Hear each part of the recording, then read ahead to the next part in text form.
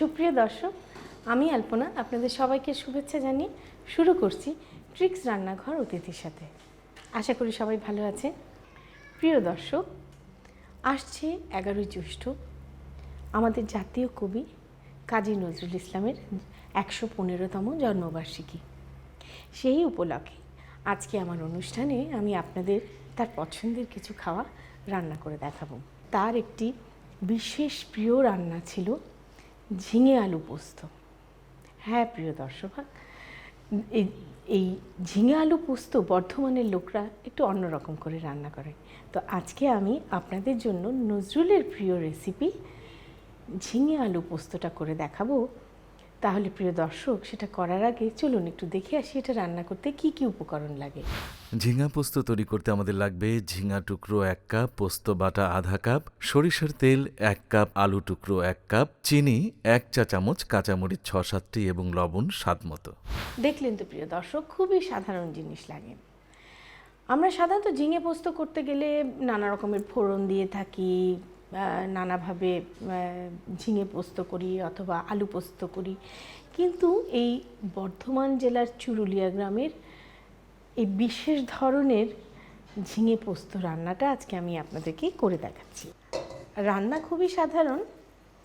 আমি আমার স্বভাবগতভাবে এতে দিয়েছি সর্ষের তেল, কিন্তু হয়তো বা আসল রান্নাটায় ওরা সাদা তেলই ব্যবহার করতো।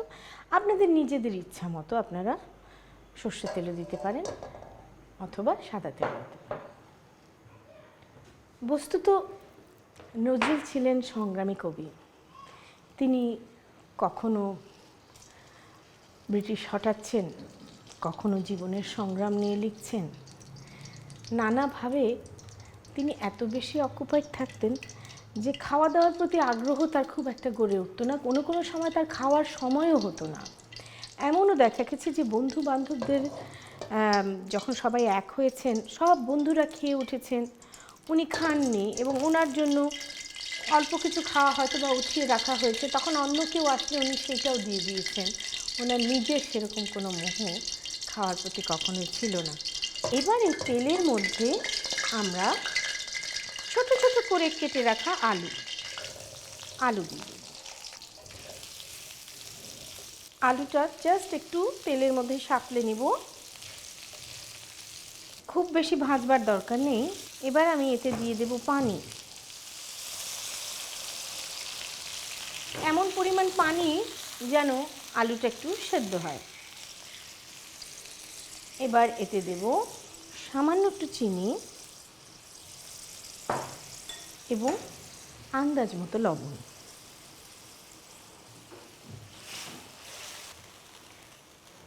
প্রিয় দর্শক, এবারে আমি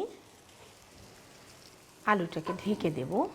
10 মিনিট অপেক্ষা করব আলুটা সেদ্ধ হওয়ার জন্য।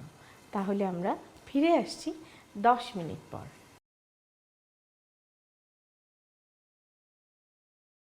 প্রিয় দর্শক, হয়ে গেল আমাদের 10 মিনিট। তাহলে আমরা দেখি, বাহ, আলুগুলো বেশ মজে এসছে। এখন আমরা একটু পানি পানি অবস্থায় দিয়ে দিব ঝিঙে, সেই সাথে দেব কিছু মুখ ফাড়া কাঁচামরিচ। ঝিঙেগুলোকে একটু মজতে দেব, নাড়তে নাড়তেই প্রায় মজে আসবে। এবং এখন এতে দেব আমরা বেশ খানিকটা পোস্ত বাটা। পোস্ত বাটাটা করা হয়েছে পেঁয়াজ এবং রসুন দিয়ে, যা সাধারণত ঝিঙে পোস্ত বা আলু পোস্ততে আমরা দেই না, অর্থাৎ পেঁয়াজ রসুন। কিন্তু এটা একটি অভিনব রান্না এবং এটা সেই চুরুলিয়ার রান্না। তার একটা বিশেষ বৈশিষ্ট্য আছে। পোস্ত বাটাটাকে ভালো করে মিশিয়ে, পোস্ত থেকেও আরেকটু পানি বেরোবে, কাজে এটা আরেকটু ভিজা ভিজা হয়ে সিদ্ধ হয়ে যাবে। আমরা তাহলে এখন এটাকে ঢেকে আঁচটা কমিয়ে দিয়ে অপেক্ষা করি আরও 10 মিনিট।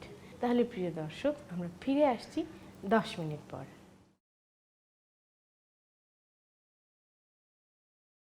প্রিয় দর্শক, হয়ে গেল আমাদের 10 মিনিট। দেখি আমাদের ঝিঙে আলু পোস্তর কী খবর। বেশ সুন্দর মাখা মাখা হয়েছে আমাদের ঝিঙে পোস্ত তৈরি। এখন আমরা নামিয়ে ফেলব। আলুগুলো একদম সিদ্ধ হয়ে গেছে।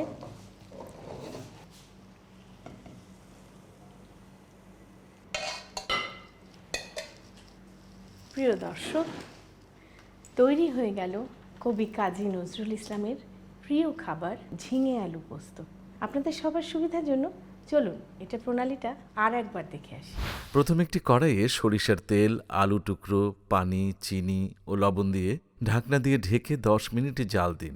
এবার এতে ঝিঙা টুকরো, কাঁচামরিচ ও পোস্ত বাটা দিয়ে ভালো করে নেড়ে ঢাকনা দিয়ে ঢেকে আরও 10 মিনিট জাল দিন। সব শেষে পাত্রে তুলে পরিবেশন করুন মজাদার ঝিঙা পোস্ত।